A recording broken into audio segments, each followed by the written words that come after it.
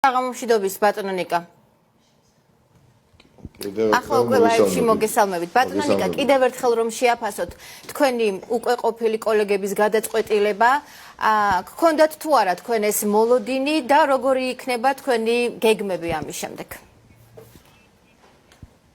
რა თქმა უნდა, მოლოდინი როგორ შეიძლება არ ქონოდა, მეტიც დარწმუნებული ვიყავი, ვინაიდან ეხლა სურვილი დაუოკებული ქონდა ამ ბატონს ივანიშვილს ჯერ კიდევ 20 ივნისის შემდეგ უბრალოდ ვერ მოახერხა მაშინ ჩემი დაპატიმრება, რაშიც დეწილად ჩემმა სტატუსმა როგორც დეპუტატისა ხელი შეუშალა ჩემს პატიმრობას. მისი გამოსახედიდან დარწმუნებული ვარ ამ ყველაფერში.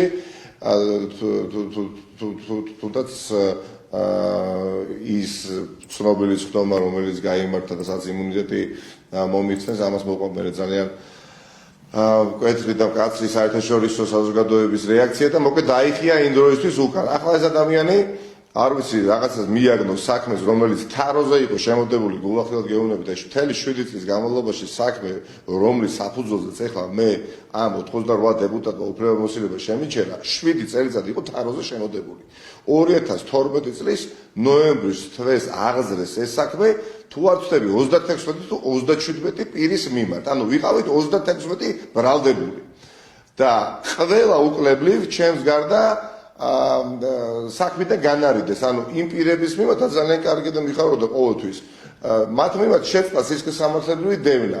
ამასობაში ახლა მე პოლიტიკაში ჩავერთე და რაც უფრო გადიოდა, უფრო და უფრო აქტიური ვიყავი და დაიბრენ არ იცოდა რა გაეკეთებიათ ჩემს მიმართ და შემოდეს თაროზე. მარტო დამტოვეს, გულახდილად და მარტო. და როდესაც აი ვერაფერი ვერ მომიგეთ, ხო? წარმოიდგინეთ, ხო ნუ უნდა ამ ადამიანს რომ პარლამენტში არ ყოფილიყავი მისი ჭუით სადეპუტატო იმუნიტეტი არის ხელშემშლელი ფაქტორი მისთვის რომ ოპონენტი ადვილად დააკავოს და ფიქრობს რომ ეხლა თუ მელია არ იქნება ნებისმიერი სხვა დეპუტატი და მას არ დაიცავს სადეპუტატო იმუნიტეტი, როცა უნდა მარტივად დააკავოს ისე როგორც ირაკლი ოქროაშვილი ისთვის დააკავეს, ხო ან მისი მძღოლი მანამდე ან ათობით სხვა პირი ან გიორგი რურუა რისთვის ყავთ არაფერისთვის, ხო უბრალოდ მოუნდა და საპატიმროში ამოაყოფიეს თავი დროებით. თუმცა იმდენად კომიკურია ეს საქმე და ტრაგიკომიკურიც მე ვიტყვი და პარადოქსალურიც, აი ამ მოსამართლეებთან პარალელში თუ კი ვისაუბრებთ, რომ მასამართლებენ მე რეალურად და მე ამ გასამართლების საფუძველზე მაგდენე პარლამენტიდან იმ საქმეებზე დაყნობით გადაწყვეტილებები აქვს სასამართლო ხედველობაში, რომელიც გამოსცეს აი მოსამართლეებმა ნაწილი მათგანია ეს გაბიტაშვილი თუ არ ვწდები მიქაუტაძე ეს ადამიანები გამოსცემდნენ სასამართლო გადაწყვეტილებებს, მე ეს სასამართლო გადაწყვეტილებები მოდიოდა აღსრულების ეროვნულ ბიუროში და აღსრულების ეროვნული ბიურო ვალდებული იყო აღესრულებია ესა თუ ის სასამართლო გადაწყვეტილება. ხო, ამ ადამიანებს 2055 წლამდე ნიშნავენ უადოდ მოსამართლეებად, რომელთაც აძაგებდნენ სანამ ოპოზიციაში იყვნენ და არ ვიცი ნომერ პირველი სამიზნე გახდათ ეს რუსი და ჩინჩალაძე და ბატონო ნიკა, გასაგებია. ელოდებით თუ არა თქვენ დაპატიმრებას? ელოდებით თუ არა თქვენ დაპატიმრებას, იმიტომ და არის თუ არა დღეს მიღებული გადაწყვეტილება შემდეგი ნაბიჯი, იმიტომ რომ თქვენ 20 ივნისის საქმეზეც ხართ ბრალდებული. მე რაც პოლიტიკაში მიუხედავად იმისა, რომ წინა ხელისუფლების ასე წევრი, როგორც ასე და ვიყავი საჯარო მოხელე არ ყოფილა ხო წევრი, მე რაც პოლიტიკაში ვარ, სულ ბრალდებული ვარ ამათ ხელში. მე ეს ყველაფერი არ მიკვირს. ნამდვილად არ მიკვირს, არც არაფერს არ გამოურიცხავ, თუმცა დანამდვილებით შემიძლია გითხრათ, რომ ნებისმიერი დამატებითი პატიმარი ბიძინა ივანიშვილის არის სერიოზული ტვირთი და სერიოზული დარტყმა და გითხარით კიდევაც ცოტა ხნის წინ რომ თუ კი მე და ჩემი პატიმრობა ზიანს მიაყენეს ბიძინა ივანიშვილის იმიჯს და აუცილებლად მიაყენეს, ამისთვისაც მზად ვარ. ხა ბუნებრივი ხა არ მიხარი არ ვისუხარი, ხა ციხეში წავსვა თუნდაც მივიტვდეს არაფრისთვის, ხო? მაგრამ ამას არ გამოურიცხავ.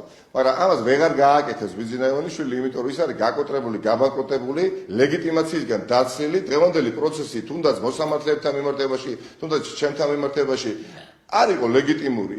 აბსოლუტურად ეს ნებისმიერი საკომიტეტო მოსმენა, გინდათ იგი მეორე, გინდათ სასაჯოსტომა ლეგიტიმაციით იყო დატვირთული, არა, უბრალოდ ეს 88 ადამიანი გაჩიბერაიები, რო შემორჩა ვიზინა ივანიშვილს, იმათ აკეთებიებს იმას, რაც მათ უნდათ. და მე ვერ დავამთავრე აზრი და მინდა ეს კარგად გაიგოს მაყურებელმა, ხახდო. ანუ სასამართლო გადაწყვეტილებები გამოსცეს აი ამ უადოდ უკვე დანიშნულმა მოსამართლეებმა, ხო? რომელსაც ესენი არ ქვემდნენ, კი ბატონო, კანონიერი იყო, უბრალოდ არ იყო სამართლიანი, მაგრამ მე კანონი არ დამირღვევიო და მე ამათი გამოცემული გადაწყვეტილებები მიდიოდა აღსრულების ეროვნულ ბიუროში და ახლაც ვინც არის ჩემს ადგილზე, ხო, აღსრულების ეროვნულ ბიუროს თავმჯდომარე გვარი არ ვიცი, ისეც იქნება ვალდებული აღასრულოს ნებისმიერი სასამართლო გადაწყვეტილება, რომლის საფუძველზე არის აღსრულფურცელი ამოწერილი. ეს იყო წმინდა წესის პოლიტიკური ხასიათის საქმე. არაფერი საერთო არ ქონდა ხალხო ამას სამართალთან წინააღმდეგ შემთხვევაში. ეხა მე ნიკამელია როგორც ერთი საკანონმდებლო პოლიტიკოსი აქტიურობ თუ არ გამორჩეოდი მხოლოდ მიმდინარე წელს, შაშენაც ვიყავი აქტიური, შაშა წინათაც ვიყავი აქტიური, 2016 წელსაც ვიყავი აქტიური და მაქსიმალურად დიდ დისკომფორტს ვუქმნიდი ბიძინა ივანიშვილს, ჩემის აზრით. და იმდენად აბსურდული საქმე იყო, რომ ვერც კი გაბედა იმ წლებში ჩამოიღო თავროდან ეს საქმე. ახლა სხვა გზა უბრალოდ აღარ ქონდა დევნა გამოცხადებული ოპოზიციური ლიდერების მიმართ. ეხლა გიგი უგულავას რაც გაუკეთეს, აგერ გუშინ ამის შემდეგ ხალხო ეხლა რა უნდა გაგვიკვირდეს? არანაირი სასამართლო, არანაირი სახელმწიფო ინსტიტუცია ამ ქვეყანაში არ არსებობს, ხო?